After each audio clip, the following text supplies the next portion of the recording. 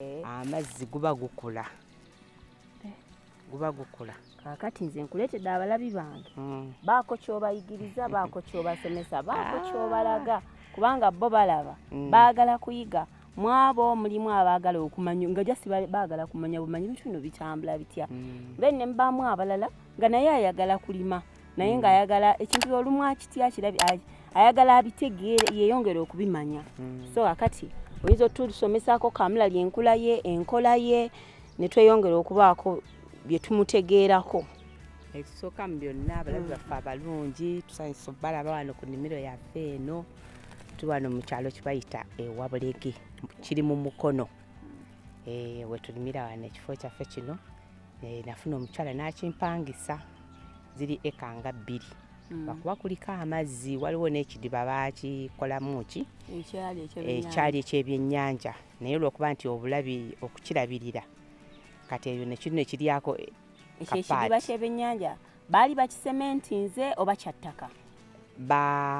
Bakisima busimi. Ne weesanga nti baakirabirira weeyaba nti ettaka bwe lijja balina engeri gye baakugira eno ne bateekayo amabuloka biki. Naye nga tebakisementinze munda naye ng'amazzi gabeeramu. Tegatambula.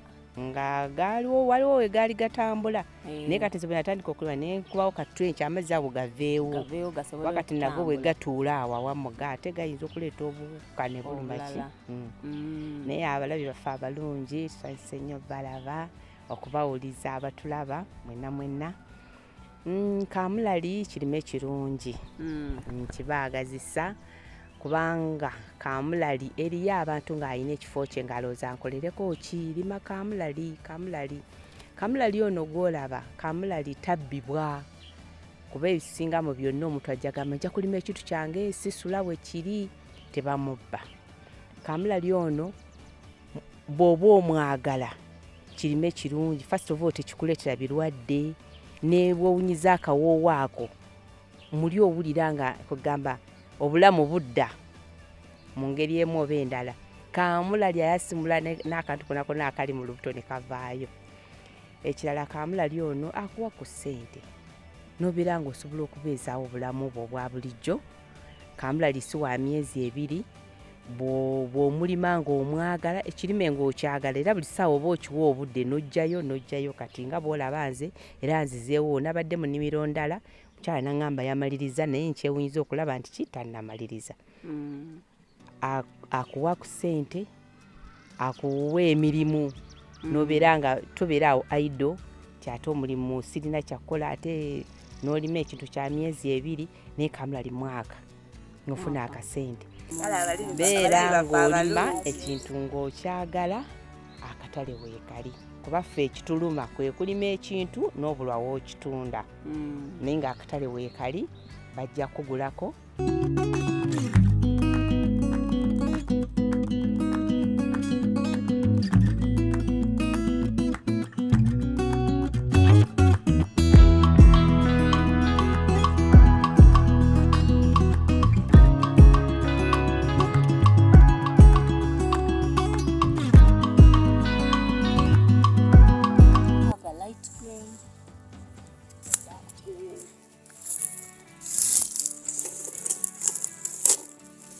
Now this pepper that sits, its fruit sits heavily down.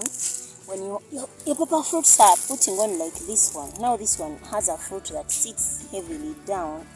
It presents an issue where if it sits straight on the floor, it makes it easy for your pepper to get pepper diseases.